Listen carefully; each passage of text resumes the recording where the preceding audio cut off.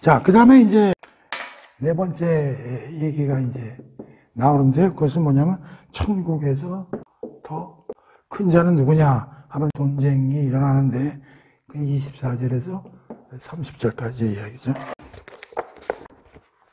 그리고 나서 이제 그들 사이에 그중 누가 크냐 하는 다툼이 난지라. 예수께서 이르시되 이방인의 임금들은 그들을 주관하며 그 집권자들은 은인이라 칭함을 받으나 너희는 그렇지 않을지니 너희 중에 큰 자는 젊은 자와 같고 다스리는 자는 섬기는 자와 같을지니라. 앉아서 먹는 자가 크냐 섬기는 자가 크냐? 앉아서 먹는 자가 아니냐? 그러나 나는 섬기는 자로 너희 중에 있노라.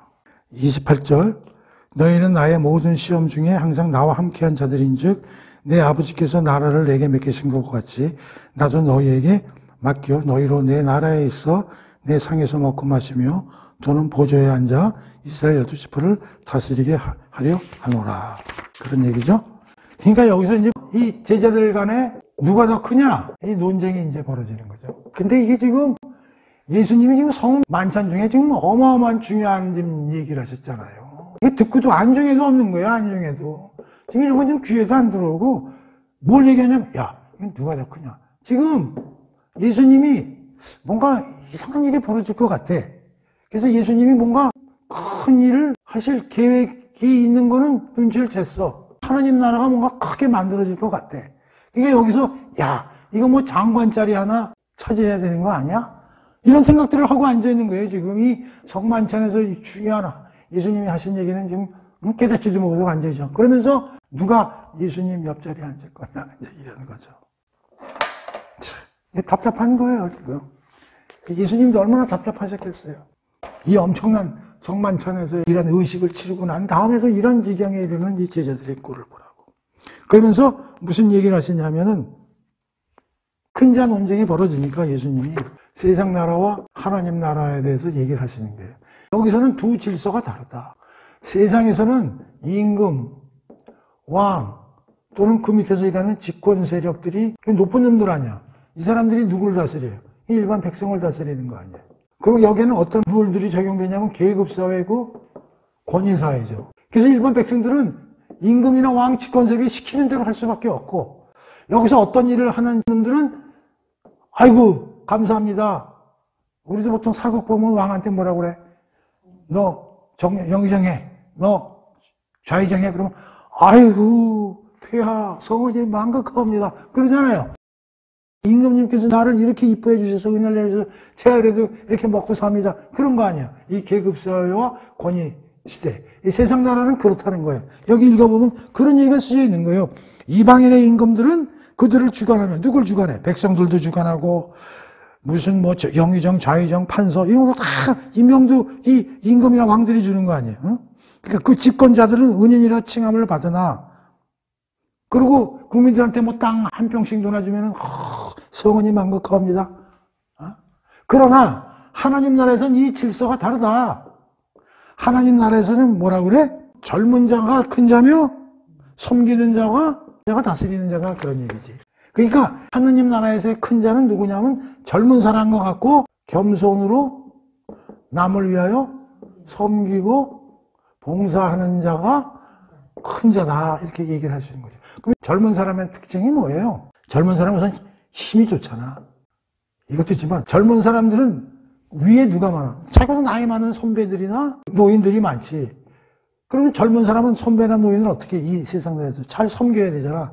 받들고 그래야 되는 거 아니야. 그러니까 하나님 나라에서는 윗사람들을 잘 받들고 섬기는 그런 사람들이 젊은 사람으로 칭한 거지. 그리고 겸손하고 남을 잘 섬기는 자, 이런 사람들이 큰 자다. 그러니까 세상 나라에서 이런 계급사회와 권위주의 사회에서 일어나는 질서와 원칙과는 전혀 틀린 그런 나라가 운영되는 나라가 하나님 나라고, 거기서는 봉사하고 섬기고 이런 사람들이 큰 자니라고 이 논쟁을 하고 있는 제자들에게 일침을 가하시는 얘기가 이 이야기다. 그런 얘기. 오케이? 네. 그게 뭐 어려운 얘기는 아닙니다. 그 다음에 너희는 나의 모든 시험 중에 항상 나와 함께한 자들인즉 내 아버지께서 나라를 내게 맡기신 것과 같이 아버지께서 나라를 예수인 나에게 맡기신 것 같이 나도 너희에게 맡겨 너희로 내 나라에 있어 내 성에서 먹고 마시며 또는 보좌에 앉아 이스라엘 12지파를 다스리게 하려 하니라. 하나님이 누구를 보낸 거예요? 예수를 보냈죠. 그래서 하나님 나라를 어떤 나라이고 어떻게 운영되고 어떻게 완성되는 걸 알려주셨죠. 근데 예수가 또 다시 사도들을, 하나님이 사도를 보낸 것처럼 예수님도 다시 사도들을 보내는 거죠. 그래서 너희들이 하나님 나라에 확장하는데 너희들이 해나가야 된다, 그런 얘기예요. 이것도 그렇게 어려운 얘기 아니니까 넘어가도록 하겠습니다. 자, 그 다음에 그 5번째 이야기죠. 5번째는 이제 어떤 얘기가 나오냐면 베드로의 3번 예수님을 모른다는 부인, 31절에서 34절. 또 뭐 마태복음과 요한복음에서 다 나왔던 거니까 쭉 그냥 읽고 넘어갈게요. 시몬아 시몬아 보라, 사탄이 너희를 밀가부로 하려고 요구하였으나 내가 너를 위하여 네 믿음이 떨어지지 않기를 기도하였노니 너는 돌이킨 후에 네 형제를 굳게 하라. 그가 말하되 주여 내가 주와 함께 오게도 죽는 데도 가기를 각오하였나이다. 이르시되 베드로야 내가 네게 말하노니 오늘 다 굴기 전에 네가 3번 나를 모른다고 부인하리라 하시니라. 다 알지만 예수님이 재판받으러 끌려가실 때 예수님 뒤에 멀찌감치 모르는 척 따라가면서 신문받는 장소까지 들어가죠. 거기서 베드로의 얼굴을 알아본 사람들이 야, 너 갈릴리 사람 아니야? 너 예수님 제자 아니냐? 이렇게 따질 때 베드로가 나 몰라요 하고 3번을 부인한다는 걸 예수님이 미리 얘기를 하시는 거죠. 그러면서 앞에 말이 걸작이죠. 사탄이 너희를 갖고 논다. 그래서 내가 너희들 믿음이 떨어지지 않고 사탄에게 그렇게 휘둘리지 않도록 내가 기도를 하면서 너희를 계속 관리할 테니까 너는 돌이킨 후에 네 형제를 굳게 하라. 야, 이 말이 사실 뒤에 나와야 되는데 앞에 나오는 거야. 예수님이 지금 뭐라고 그랬었냐면 앞에 얘기하고 뒤에 얘기를 안 하고 뒤에 3번 부인할 거를 이미 예고를 하세요. 근데 앞에서 무슨 얘기냐면 이걸 다 알고 계세요. 그러나 but 내가 기도로 사탄이 너를 밀가불듯 하는 것을 내가 막아줄 거야. 그러면 네가 여기 뭐라고 그래? 기가 막힌 말이 나와요. 너는 돌이킨 후에 네 형제를 굳게 하라. 네가 그럼 회개하게 되고 그래서 그 회개를 밑받침으로써 다시 너 형제들을 위해 맏형으로서의 그 사명을 굳건히 하게 될 것이라는 걸 또 예언을 하시는 거예요. 근데 여기서 우리 재밌는 걸 이제 하나 알 수 있는데 베드로도 잘못을 해요. 3번 부인해요. 가룟 유다도 배반할 걸 시도해요. 근데 재미난 건 뭐냐면 베드로는 회개를 합니다. 가룟 유다는 후회만 하고 회개를 못해요. 나중에 자살하죠.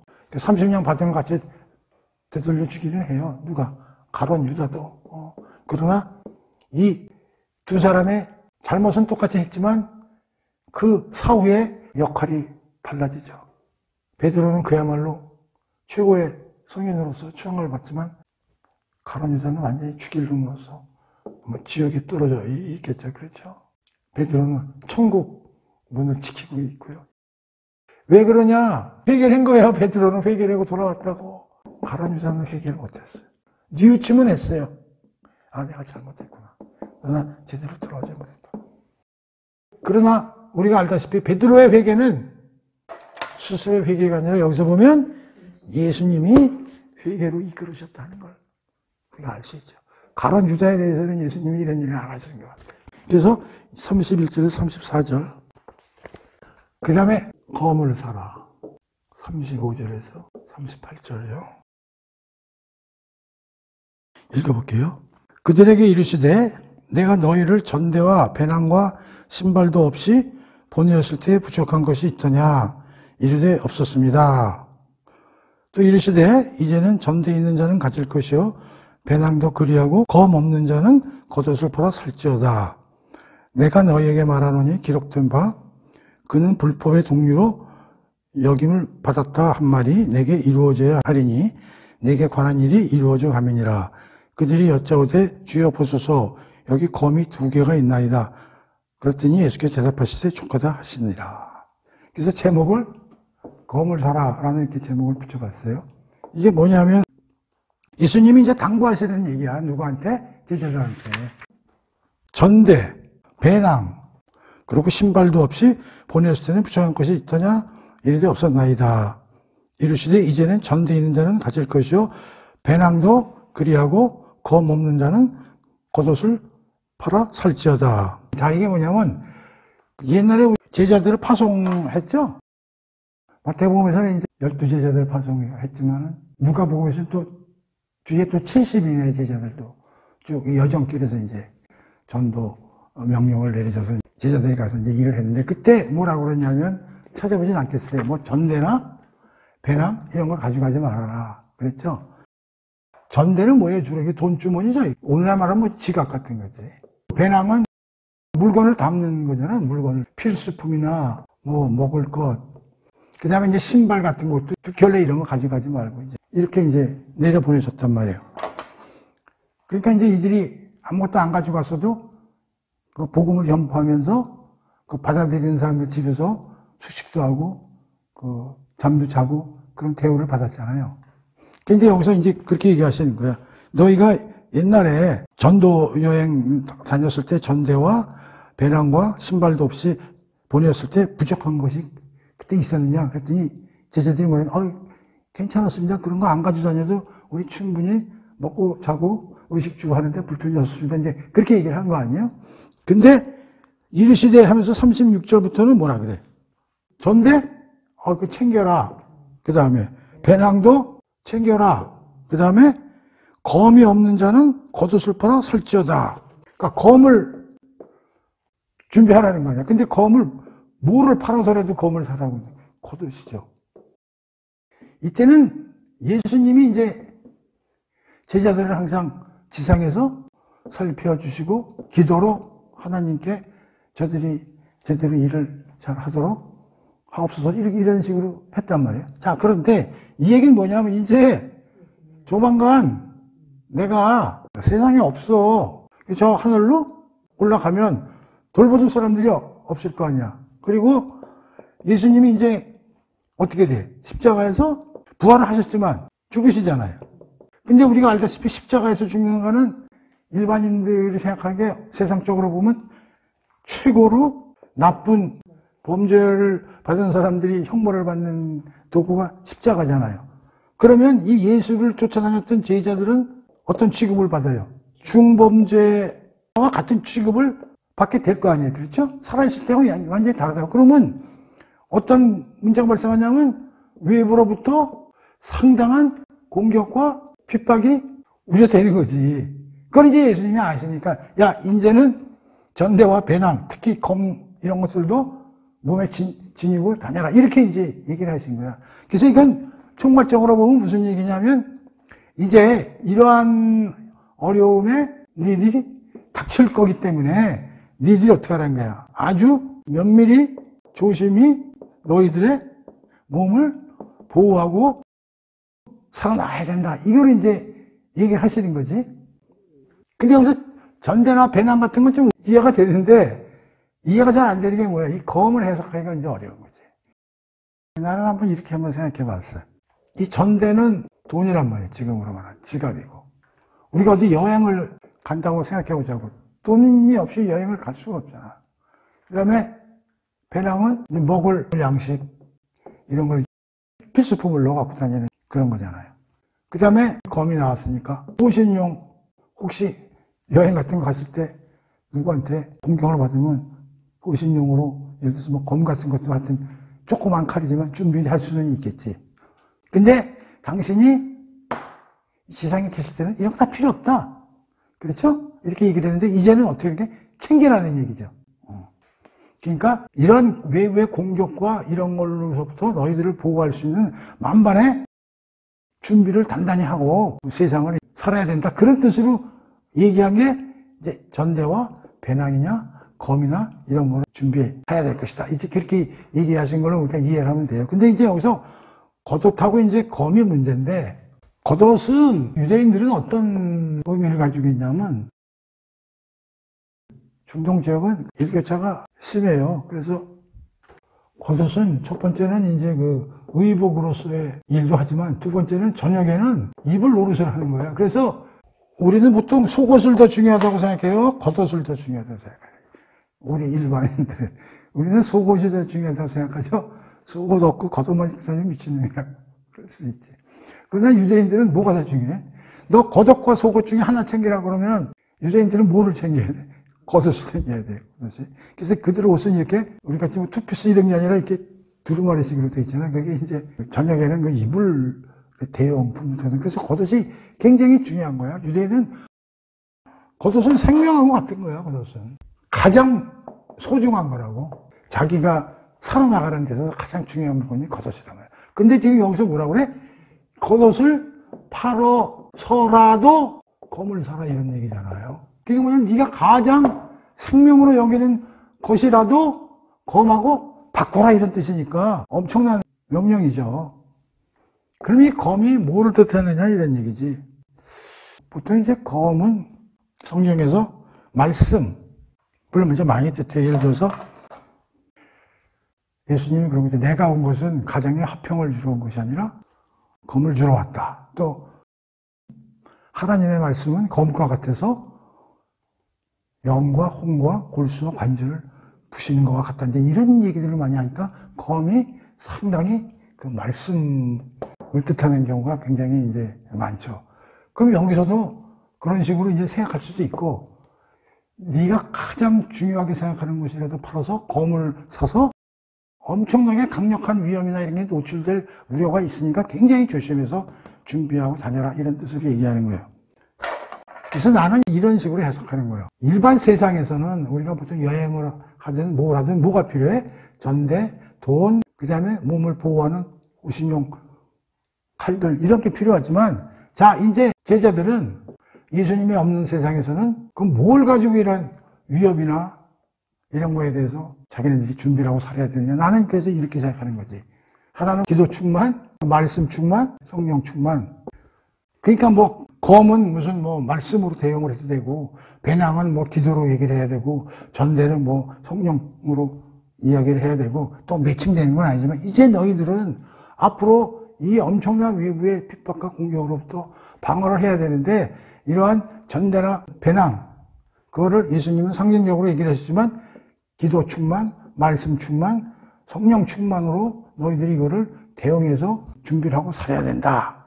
그래서 여기서의 검이라는 거는 이거를 총칭하는 개념으로 보는 게 좋겠다. 하나님의 말씀, 내가 가르쳐 주는 말씀으로 몸을 완전히 그 전신갑주를, 우리가 그 에베소서에서 지난번에도 배웠죠. 에베소서 6장 10절에 보면 우리가 성령 안에서 말씀으로 전신갑주를 입고 사탄이나 영적 공격에서 너희를 보호해야 된다. 이런 규절이 있었거든요.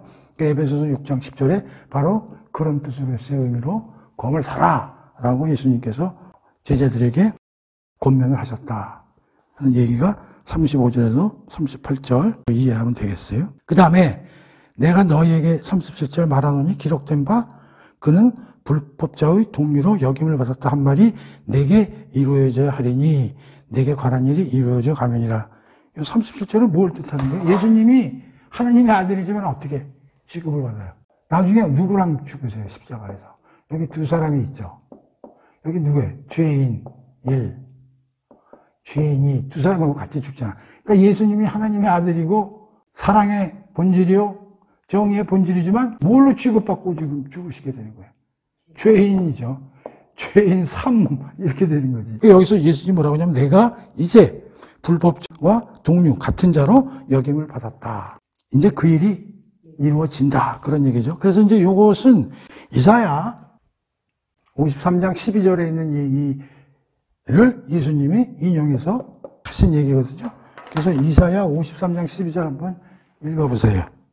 그러므로 내가 그에게 존귀한 자와 함께 몫을 받게 하며 강한 자와 함께 탈취한 것을 나누게 하리니 이는 그가 자기 영혼을 버려 사망에 이르게 하여 범죄자 중에 하나로 범죄자 중에 하나로 취급을 받아야 될 거라는 얘기거든요. 그러니까 지금 여기서 예수님이 37절에서 내가 너에게 말하노니 기록된 바, 이 기록된 바가 어디에 기록된 바? 이사야서 53장 12절에 기록됐는데 내가 범죄자 취급을 받아서 고난을 받고 죽어야 한다. 그 얘기를 이제 여기서 예수님이 하신 거예요. 그렇죠? 그러니까 내가 범죄자의 한 사람으로 취급을 받아서 곧 죽게 되니 내가 살았을 때는 전대와 배낭 이런 거 없이도 다닐 수 있었지만 내가 죽은 다음에 중범죄자의 너희들이 하수인 제자들로 취급을 받아가지고 엄청난 핍박을 올 테니까 단단히 준비해라. 그런 차원을 이제 얘기하시는 거란 말이에요.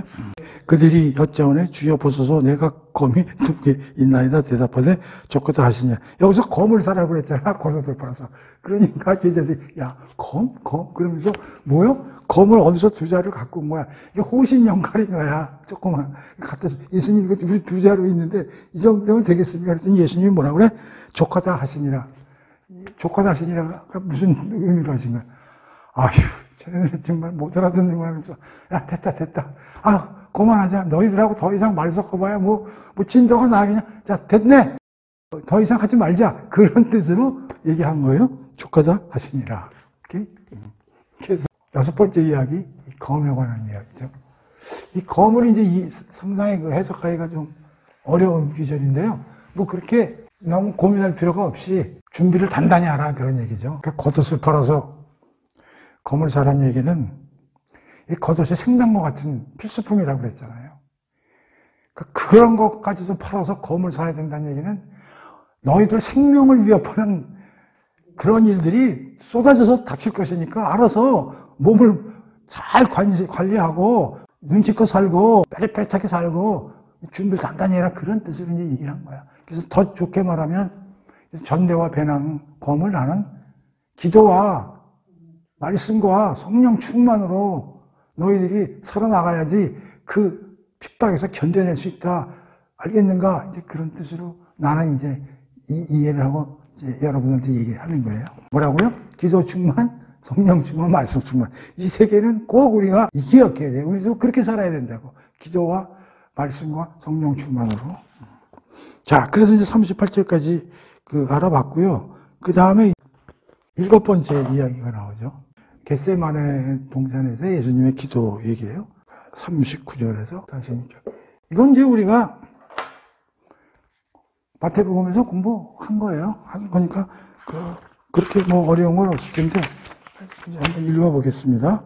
예수께서 나가서 습관을 따라 감난산에 가심해 제자들도 따라갔더니 그곳에 이르러 그들에게 이르시되 유혹에 빠지지 않게 기도하라 하시고 그들을 떠나 돌 던질 만큼 가서 무릎 꿇고 기도하여 이르시되 아버지여 만일 아버지의 뜻이거든 이 잔을 내게서 옮기시옵소서. 그러나 내 원대로 마옵시고 아버지의 원대로 되기를 원하나이다 하시니 천사가 하늘로부터 예수께 나타나 힘을 더하더라. 예수께서 힘쓰고 애써 더욱 간절히 기도하시니 땀이 땅에 떨어지는 빗방울 같이 되더라.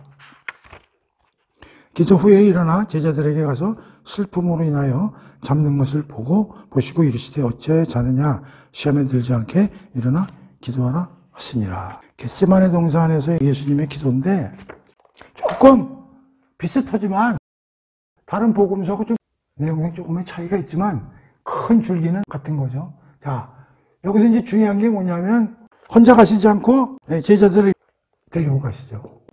그래서 함께라는 말이 우리 마태복음 하면서 굉장히 중요해요. 그러니까 임마누엘.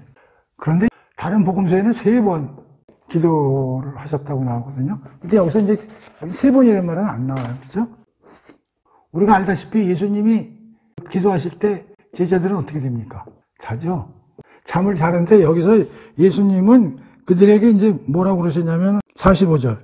기도 후에 일어나 제자들에게 가서 슬픔으로 인하여 잠든 것을 보시고. 그러니까 제자들이 잠잔 걸 뭘로 표현하세요? 그러니까 내가 이제 고난을 받고 십자가에서 이제 죽을 거를 어느 정도 예상한 제자들이 슬픔으로 영원히 힘들고 지쳐서 깜빡 잠이 들어서 이렇게 표현하시잖아. 그러니까 누가복음에서는 그 제자들이 자는 걸 어떤 식으로 표현하시냐면 슬픔으로 잠을 잔다고 해서 굉장히 긍정적으로 쟤네들이 진짜 마음이 아프고 슬퍼서 저렇게 잠에 떨어졌구나. 이렇게 긍정적으로 묘사를 하신다고. 근데 다른 복음서에 사실 그런 식의 표현은 없어요.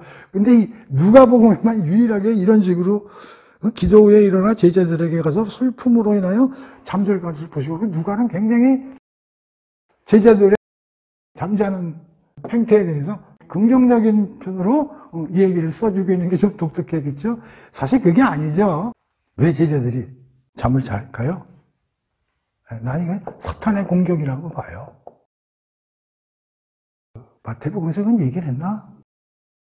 우리 마태복음 공부하면서 제가 무슨 얘기를 했냐면 예수님의 겟세마네 기도에는 엄청난 영적 싸움이 벌어지고 있었다고 나는 분석을 하는 거죠. 누구와? 예수와 사탄과의 엄청난 영적 싸움이 이루어지고 있었다는 거죠. 그런데 돌 하나 던질 자리에 여기 제자들이 있는 거죠. 근데 여기 자는 거죠. 누가는 굉장히 온정적으로 표현을 했지만 나는 어떻게 생각하냐면 사탄이 니들 자. 그러니까 이런 것 같아. 아버지하고 엄마하고 대판 부부싸움을 지금 해야 되는데 애들이 방 안에서 눈을 쬐끔 이렇게 들여다보는 거야. 무섭기도 하고 무슨 말인지 알죠? 그랬더니 아버지가 와서 문 닫고 앉아? 앞으로 절대 여기 나오면 안 돼? 묻고 빨리 자. 그런 생각이 드는 거야. 그러니까 사탄이 제자들 야 꼬맹이들 니들은 빨리 자. 나는 그런 생각이 드는 거죠. 그래가지고 누구와 1대1로 붙으려고 예수하고. 왜 이렇게 생각을 하느냐? 여기 누가복음에 굉장히 잘 나와 있는 게 뭐냐면 43절, 44절. 43절에 보면 다른 복음서에는 없어요. 43절에 보면 예수께서 기도하시는데 천사들이 내려와서 힘을 도왔다고 했잖아요. 그러니까 굉장히 예수님이 영적으로 굉장히 힘든 상태에 있었는데 천사들이 그걸 와서 도왔다는 거 아니야. 그렇죠? 그러면서 44절. 더욱 힘쓰고 애써 간절히 기도하시니 자, 땀에서 핏방울이죠. 막 땀을 흘리는 게 아니라 피땀을 흘리는 거지. 피땀을. 어떤 자료를 찾아보니까 사람이 극도의 스트레스를 받으면 땀으로 피방울이 나온다고 그러더라고. 나는 뭐 의사가 아니라 잘 모르는데 어떤 책을 찾아보니까 이게 그냥 과장법으로 쓴 게 아니라 이게 실제 가능한 일이라고 그러더라고요. 그러니까 예수가 얼마나 영적으로 굉장히 지금 힘들고 천사들이 내려와서 예수를 도울 만큼의 예수가 이때 굉장히 영적으로 어려웠다는 얘기지. 다시 말하면 천사가 내려 도울 정도 되는 거는 사탄의 영적 공격이 엄청났었다는 거지. 그러면 예수님은 왜 이렇게 기도를 하시면서 핏방울의 땀을 흘릴 정도로 그렇게 극도의 막 공포심이라고 생각하면 예수님이 십자가에서 죽는 걸 두려워했다 이렇게 해석을 하면 안 되니까 극도의 공포심은 아니고 극도의 긴장 속에서 예수님이 기도를 하셨겠느냐 그걸 살펴볼 때 크게 두 가지를 살펴볼 수가 있다고 난 해석을 합니다. 첫째는 이건 뭐 많은 학자들이 얘기하는 거지. 우리의 죄를 예수님이 안고 우리의 죄를 사해주기 위해서 죽는 거거든요. 근데 하나님은 죄하고는 어떻게 됩니까? 상극이잖아요. 그러니까 자기가 죽어야 될 때 하나님과의 영적 단절 상태가 발생한단 말이에요. 하나님은 죄하고는 본질적으로 합할 수가 없는 거거든. 그럼 예수가 우리의 죄를 뒤집어 쓰고 죽는 순간에는 하나님과 완전히 갈라지는 거든. 근데 삼위일체 하나님인데 어떻게 예수가 하나님과 영적인 단절이 일어나는 걸 한 번도 겪어보지 않은 어마무시한 일을 당해야 되는데 예수님으로서도 이게 감당할 수가 없는 일이란 말이에요. 그러니까 영적으로 엄청나게 고뇌가 온 거예요. 하나님과 그렇게 분리되면서까지 내가 죽어야 하는가. 그러면서 뭐라 그래? 이 잔을 내게서 우리 잔은 두 가지 잔이 있다 했잖아요. 심판의 잔과 축복의 잔. 여기서의 잔은 심판의 잔이란 말이에요. 아버지 가능하다면 이 심판의 잔을 비껴나게 해주실 수는 없겠습니까? 근데 거기서 단서를 하지. 그러나 내 뜻대로 하는 게 아니라 아버지의 뜻대로 하옵소서. 그런 이제 피눈물 나는 기도를 이제 하는 거죠. 대개가 여기서 이제 모든 책이나 모든 신학자들이 강해 설교나 그런 거 이렇게 돼 있죠. 근데 나는 하나를 더 주장하는 거죠. 지난번 마태복음 할 때도 이 얘기를 이제 제가 드렸지만은 다른 방법이 없을까? 근데 그때 사탄이 뭐라고 그러냐면 방법이 있어. 예수야. 그걸 쓰라니까. 너 왜 죄를 뒤집어 쓰고서 왜 아버지하고 그 단절까지 하면서 이런 일을 하려고 그래? 뭐냐면 너 하나님의 아들 아냐? 저 신성을 써서 해결해. 네가 힘이 없어? 왜 하나님하고 영적 단절까지 겪으면서까지 십자가에서 꼭 죽으려고 그래? 이거 계속 유혹을 하는 거지 사탄이. 신성을 발휘해! 로마까지 쳐부셔! 그러고 싶은 거야. 그런데 그렇게 되면 자기의 임무가 도레미타불이 되니까 그걸 또 억눌러야 되잖아. 그러한 유혹을 물리치시고 사명을 담당해야 되는데 너무너무 그게 힘든 거야, 본인으로서. 무슨 말인지 알지? 그래서 하나님도 그걸 아시고 천사를 내려보내서 우리 아들 마지막 큰일 하는데 니들이 힘을 보태라. 그리고 사탄의 공격으로부터 예수를 보호해. 그래서 천사들이 내려와서 예수의 기도 행위를 보호하고 지치지 않도록 힘을 부어놓는 그런 이야기가 기도의 핵심이다 하는 거를 여러분들과 이렇게 공부를 해보는 겁니다. 이게 가장 중요한 겟세마네 동산에서의 기도에서. 우리가 앞에서 배웠지만은 광야에서 예수님과 마귀와의 3번의 싸움이 있었잖아. 그리고 사탄이 어떻게 됐어요? 내가 졌다 그러고 갔어요. 잠시 물러났다고 되어 있어요. 한번 마태복음을 한번 보면 4장 11절에 보면은 그 3번의 시험 받으신 다음에 이에 마귀는 예수를 떠나고 일시적으로 떠난 거란 말이에요. 누가복음엔 어떻게 되냐 한번 봅시다. 여기가 더 리얼하게 나와 있네. 4장 13절 마귀가 모든 시험을 다한 후에 뭐요? 얼마 동안 떠나는 거예요. 그러니까 재차 공격하겠다는 게 안 하겠다는 게 재차 공격하겠다는 거죠. 그럼 재차 공격이 어디서 일어나느냐? 예수님이 사역하실 때도 일어났지만 여기서 가장 중요한 충돌이 영적 싸움이 대판 붙었다라고 우리가 이해를 해야 된다 그런 얘기예요. 좀 독특하게 내가 해석을 하는 겁니다, 여러분들. 근데 내가 얘기한 게 맞을 거예요. 그렇게 해석을 해야 예수님이 3번의 피땀 흘려서 기도를 하신 거에 대한 의미가 살아난다고. 사탄과의 영적 전투가 세게 붙었었다. 그런 얘기죠. 자, 그 다음 8번째 이야기죠. 드디어 체포되신 예수님 47절에서 53절까지 이제 읽어볼게요. 말씀하실 때 한 무리가 오는데 12 중에 하나인 유다. 유다가 이제 드디어 가서 신고를 했네. 제사장 그 음모 그룹들한테. 유다라 하는 자가 그들을 앞장서 와서 예수께 입을 맞추려고 가까이 하는지라 예수께서 이르시되 유다야 내가 입맞춤으로 인자를 파느냐 하시니. 유다가 이제 예수님이 기도하시는 동안에 싹 빠져나가가지고 그 음모 꾸미는 그룹한테 가가지고 지금 기도 중이니까 내가 앞장설 테니까 따라 들어오셔. 그러고 이제 무리들을 이끌고 이제 따라온 거야. 그러면 이제 예수가 이제 기도를 다 하시고 제자들하고 같이 있으니까 사람들이 많았을 거 아니야. 그러니까 그 잡으러 오는데 누가 예수인지를 모르니까 내가 입을 맞추는 사람이 예수다. 이제 이렇게 짜고 온 거지. 그래갖고 이제 예수께 입을 맞추려고 이제 가까이 오니까 벌써 예수님이 아시는 거지. 자식 저거 나를 찍는 신호구나 이렇게 아시는 거지. 그러니까 주위 이제 그 제자들이 보고 상황이 이제 심각한 거야. 그러니까 주여 우리가 칼로 치리니까 우리가 칼로 쟤네들을 좀 막아볼까요? 이제 이렇게 된 거지. 그 중에 한 사람이 대제사장의 종을 치고 그 한 사람이 누구냐면 다른 복음서엔 베드로로 나오잖아요. 마태복음에 베드로라고 나오는데 여기는 그냥 한 사람이 이렇게 나오네. 대제사장의 종을 쳐 그 오른쪽 귀를 떨어뜨린지라 예수께서 이르시되 이것까지 참으라 하시고 그 귀를 만져 낫게 하시니라. 야 베드로 그렇게 하면 안 돼. 그러면서 귀가 잘라졌던 모양이지. 그 잘라진 귀를 갖다가 이제 이렇게 예수님이 붙여주셨다 그런 얘기죠. 여기서는 베드로를 야단을 안 치시는데 그 마태복음에서는 굉장히 야단치시죠. 이 사탄아 물러가라. 그러신단 말이에요. 베드로한테. 내가 지금 어마어마한 마지막 가장 중요한 일을 치르는데 네가 방해하는 거야? 뭐 이런 뜻으로 베드로를 막 나무라시는 얘기가 나는데 여기는 그건 안 나오네. 누가는 쓰진 않네요. 예수께서 그 잡으러 온 대제사장들과 성전의 경비대장들과 장로들에게 이르시되 너희가 강도를 잡는 것 같이 검과 몽치를 가지고 나왔느냐? 야, 너희들 지금 나 잡으러 칼, 뭐 망치 이런 거 들고 왔느냐? 이런 얘기지. 내가 날마다 너희와 함께 성전에 있을 때에 내게 손을 대지 아니하였도다. 그러나 이제는 너희 때여 어둠이 권세로다 하시니라. 그러니까 여기서 핵심은 뭐냐? 야, 니들이 나 체포하려고 망치하고 검, 지금을 하면 수갑 뭐 이런 걸 가지고 왔어? 이제 시간적으로 내가 자진해서 너희들한테 잡혀주라고 온 거야. 그 얘기를 하시는 거예요. 때가 아닐 때는 니들이 아무리 나를 잡으려고 해도 나를 니들이 잡을 수가 없었어. 근데 이제는 내가 제펴주는 거야, 스스로.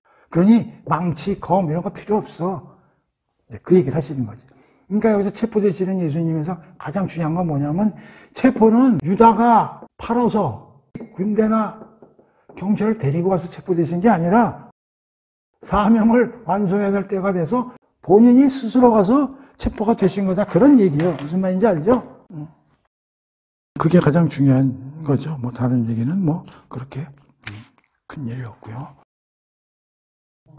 베드로의 부인이죠. 54절에서 12절까지인데 누가복음에는 어떻게 쓰이는지 한번 읽어볼게요. 예수를 잡아 끌고 이제 예수님이 체포됐으니까 이제 끌고 가는 거지. 대제사장의 집으로 들어가매 베드로가 멀찍이 따라가니라. 사람들이 뜰 가운데 불을 피우고 함께 앉았는지라. 베드로도 그 가운데 앉았더니 한 여종이 베드로의 불빛을 향하여 앉은 것을 보고 주목하여 이르되 이 사람들 중범죄자인 이수와 그 함께 있는 그 사람 맞는데요? 그러니까 베드로가 이 여자여 내가 그를 알지 못하니라 하였더라. 조금 후에 또 다른 사람이 보고 이르시되 너 그 예수님하고 계속 같이 돌아다닌 그 한 패거리 아니야? 하거늘 베드로가 이르되 이 사람아 난 아니라니까. 부인을 2번 하죠. 또 1시간쯤 있다가 또 한 사람이 장담하여 이르되 너 이거 갈릴리 사람 아니야? 가면 사투리를 쓴 거야. 갈릴리 사투리. 그러니까 예수님도 갈릴리 쓰시니까 그 똑같은 지역 사람이네. 그렇게 이제 지적을 하니까 베드로가 이 사람아 나는 네가 하는 말을 알아듣지 못하노라. 내 주께서 돌이켜 베드로를 그러면서 베드로를 딱 보신 거야. 여기 보셨다는 것은 뭐 눈이 마주쳤다 이런 얘기지. 나는 그 베드로가 그래도 회개하게 된 거는 이 눈이 마주쳤기 때문인 것 같아요. 그렇게 3번을 막 부인하고 있는데 예수님이 그 부인하는 걸 들으셨는지 안 들으셨는지 모르지만 싹 쳐다본 거야. 베드로가 눈이 딱 마주치니까 베드로가 깜짝 놀라고 내가 이렇게 해서는 안 되는 걸 내가 지금 하고 있구나. 마음에 팍 뭐가 꽂혔겠지. 여봐. 베드로를 보시니 베드로가 주의 말씀 곧 오늘 다 굴기 전에 네가 3번을 부인하리라 하는 말이 생각이 난 거야. 밖에 나가서 심히 통곡하느라 이제 여기서 회개가 이제 일어나는 거지. 그러니까 베드로의 회개는 예수님이 앞에서도 말했지만 기도로 회개한 거지 지 능력으로 회개한 게 아니란 말이에요. 그래서 여기 베드로의 3번의 그 부인 얘기가 여기 나오는 거예요. 우리가 앞에서도 유다가 나쁜 사람이 아니고 우리가 가론 유다와 같을 수도 있다고 얘기했지만 베드로가 형편없는 놈이라고 생각할 필요 없어요. 우리도 마찬가지예요. 자, 10번 제 이야기입니다. 모욕당하시는 예수님이죠. 63에서 65절까지죠. 읽어보겠습니다. 지키는 사람들이 예수를 희롱하며 때리며 그의 눈을 가리고 물어 이르되 선지자 노릇하라. 너를 친 자가 누구냐 하고 이 외에도 많은 말로 욕하더라. 그러니까 완전히 조롱하는 거죠. 누가 당해야 되는 거예요? 죄인이 있는 우리들이 당해야 될 예수님이 대신 받으시는 장면이죠. 그렇죠? 이사야 53장 7절 그가 곤욕을 당하여 괴로울 때도 그의 입을 열지 아니하였으며 마치 도살장으로 끌려가는 어린 양과 털 깎는 자 앞에서 잠잠한 양같이 그의 입을 열지 아니하셨도다. 그게 이사야 53장 7절에 여호와의 종의 노래 제4편에 고난받는 여호와의 종에 기록된 내용이죠. 그러니까 이런 조롱과 모욕을 당하면서도 예수님이 꿋꿋이 그냥 받아들이셨다는 거예요. 그렇죠? 누구처럼? 도살장에 끌려가는 어린 양처럼 복실복실한 털 가지고 털 깎는 사람한테 가서 조용히 그냥 아무 말 없이 그 시키는 대로 하는 것처럼 예수님이 이런 가진 모욕과 조롱 속에서도 묵묵히 받아들이셨다는 거죠. 왜? 당신이 그걸 받으시러 죽으시러 오신 게 그의 사명이니까 묵묵히 받으셨다는 얘기. 우리가 당해야 될 거를 예수님이 대신 당하셨다는 거죠. 그게 63절에서 65절까지 이야기입니다. 그리고 11번째 이야기죠. 사내들인에서의 재판 과정이죠. 신문 66에서 71절까지 이야기입니다. 읽어보겠습니다. 날이 새매 백성의 장로들 곧 대제사장들과 서기관들이 모여서 예수를 그 공회로 끌어들여 사내들인 공회입니다. 사내들인 공회라는 것은 유대사회에서는 가장 최고의 의결 집행기관이에요. 이르되 내가 그리스도이거든 우리에게 말하라. 대답하시되 내가 말할지라도 너희가 믿지 아니할 것이요. 근데 이 사람들이 왜 내가 그리스도이냐라고 물었을까요? 근데 그렇다고 얘기하면 어떻게 될까요? 신성모독으로 처벌하려고 달려들겠죠. 그러니까 그걸 아시고 예수께서 말을 안 하시고 내가 긴가민가 얘기해도 너희들이 안 믿을 거 아니야. 그러면서 그러나 내가 이제부터는 부활해서 하나님 옆자리에 있을 것을 미리 예측해서 말씀을 하신 거. 그러나 이제부터는 인자가 하나님의 권능의 우편에 앉아있으리라 하시니 그렇게 얘기를 하니까 그들이 듣고서 그래? 그럼 네가 하나님의 아들이란 말이야? 확실해? 그러니까 물은 거야. 그러니까 당신이 자기 입으로 내가 하나님의 아들이라는 얘기는 안 하고 너희들이 제대로 얘기하고 있구만. 이제 그렇게 얘기하신 거야. 그랬더니 그들이 네가 드디어 장해낸 거구나. 이제 더 이상의 무슨 증거가 필요해? 너가 하나님의 아들이라고 자백한 거나 마찬가지니까 신성모독으로 걸어버릴 거야. 라고 이제 그들이 얘기를 했다. 이제 그런 얘기죠. 자. 근데 여기서 이제 여기서 이제 사내들인 공의 얘기가 나왔는데, 우리가 이제 마태복음하고 요한복음 공부하면서 그 얘기를 했죠. 재판받는 얘기가 요한복음, 마태복음, 누가복음이 조금씩 달라요. 예수님이 재판을 두 군데에서 받으셨다고 공부했어요. 하나는 유대인 법정에서 한 번 재판을 받으시고 로마 법정에서 재판을 받으셨다고 했어요. 그러면서 다 세 개의 절차를 거치셨다고 그랬어요. 유대인의 법정에서는 여기는 안 나와 있지만 처음에 안나스한테 가가지고 신문을 받으시고요. 그 다음에 여기서 말하는 사내들인 공회에서 한번 받으시고, 그 다음에는 가야바한테 가가지고 신문을 받으시고요. 로마 법정에서도 빌라도에게 신문을 받고, 또 빌라도가 갈릴리 지역에 있는 헤롯에게 패스를 한번 했고요. 다시 헤롯이 빌라도에게 패스를 해가지고 결국은 유대인 법정에서도 3번, 로마 법정에서도 3번 예수님이 신문과 재판을 받으셨다고 모든 그 복음서를 다 종합해보면 이렇게 되어 있는데, 지금 누가복음에서는 공회에 끌려가서 섰다는 얘기가 나오죠. 그러니까 여러분들이 요한복음이나 다른 복음서나 그 누가복음 이런 걸 볼 때 모든 걸 다 완벽하게 써놓은 복음서가 없고 일부만 복음서마다 썼기 때문에 약간의 혼돈이 일어날 수 있으니까 종합적으로 보면 법정에서 예수님이 신문과 재판은 이렇게 두 군데로 3번에 걸쳐서 받으셨다 하는 것을 꼭 기억을 하셔야 되고, 요한복음 뒤에 가서 예수님이 신문 재판 받는 거에 대해서 공부를 했기 때문에 그게 더 자세히 나와 있으니까 같이 그걸 공부하고 누가복음은 같이 공부를 하면 좀 더 정확히 알 수 있어요. 오늘 여기서는 누가복음은 공회에서 신문 받는 그것만 아주 간략하게 서술이 되어 있다는 걸 말씀을 드리고, 자, 지금 22장이 굉장히 길어요. 지금 11개로 나누어서 이야기가 지금 쫙 들어가 있는 걸 공부를 했고, 특히 뭐 이제 뒤에 나오는 얘기들은 뭐 그렇게 뭐 크게 알레고리해서 우리가 뭐 뻥튀겨서 공부할 만한 건 아니고, 또 다른 복음서 때 공부를 했는데 가장 중요한 건 뭐라고요? 3번입니다. 최후의 만찬, 성만찬, 이게 핵심입니다. 그래서 구약의 유월절과 신약에 있어서의 예수님의 성만찬 사건, 이 두 개의 관계를 잘 이해를 하시고 공부를 잘 해야 돼요. 유월절에 어린 양, 신약의 예수님이 곧 어린 양이죠.